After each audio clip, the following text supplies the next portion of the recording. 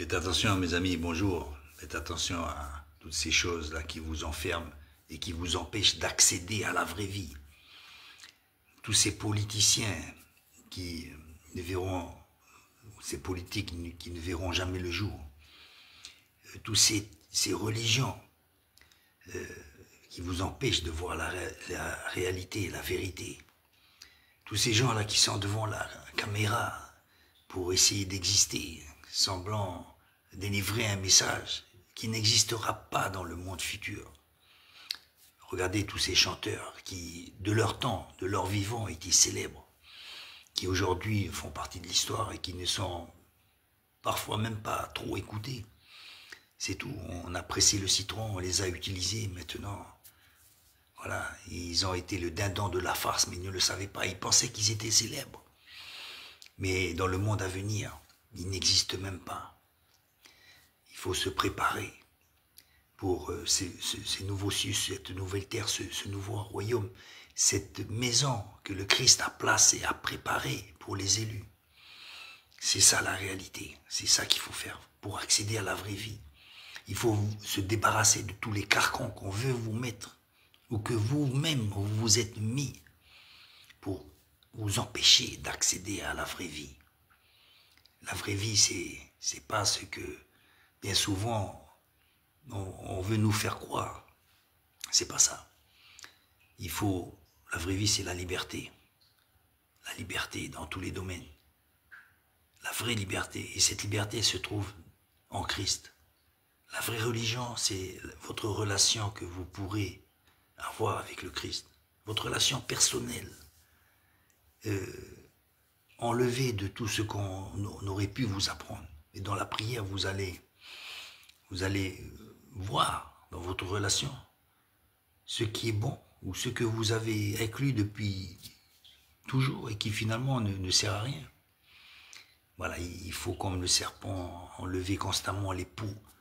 L'année prochaine, vous enlevez encore des peaux pour renouveler.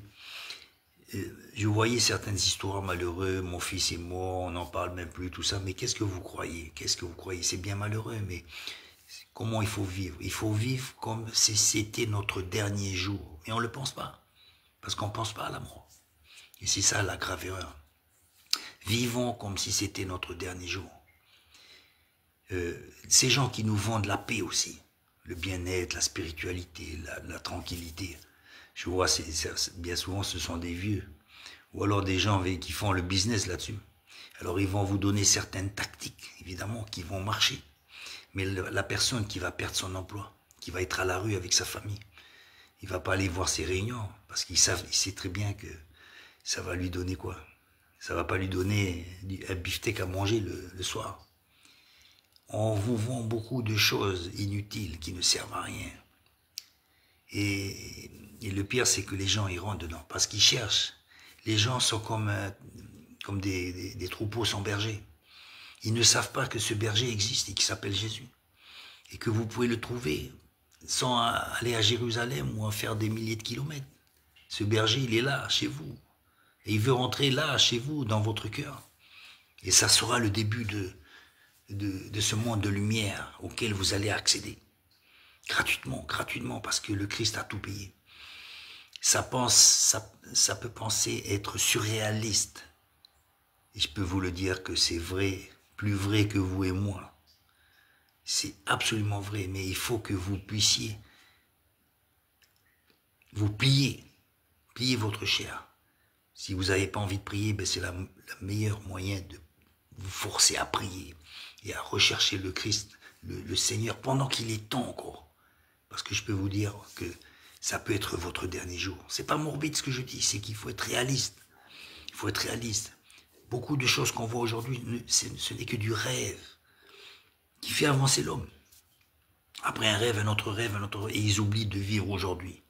Parce qu'ils ont toujours un rêve dans la tête pour leur faire penser à demain, et à demain, et à demain, sans se rendre compte que la vérité, c'est de rester aujourd'hui, à se repentir, et à chercher la face de notre Créateur pendant qu'il est encore temps. Ouvrez les yeux. Ce monde est en train de vous aveugler. Vous pouvez faire la religion, vous pouvez faire la politique, vous pouvez faire tout ça. Mais en étant réaliste. En étant réaliste. et en ne jamais se laisser enfermer par toutes sortes de carcans. Il faut être lucide. Et ça, vous allez le trouver dans votre communion avec le Christ Jésus. Il n'y a rien d'autre qui peut vous donner la paix, la joie, la lucidité que votre relation personnelle avec ça. Ne vous laissez pas enfermer par ce monde. Ce monde est bon, il faut le prendre tel qu'il est. Il va mourir, il va pourrir. Il va à sa déchéance. Ne vous inquiétez pas, vous pouvez faire n'importe quelle politique, n'importe quelle religion. On va à la perte, le monde va à sa catastrophe. Il ne faut pas se leurrer, il ne faut pas se leurrer. Donc il faut se préparer pour ce monde à venir. Pour faire partir des élus. Ça ne dépend que de vous. Ça dépend de vous et d'aucune autre personne, aucun autre parti, aucune autre religion ne pourra faire autre chose que votre propre décision de sortir de tout ça, de sortir de vous-même pour accéder à la vraie vie qui se trouve en Jésus-Christ. Merci mes amis.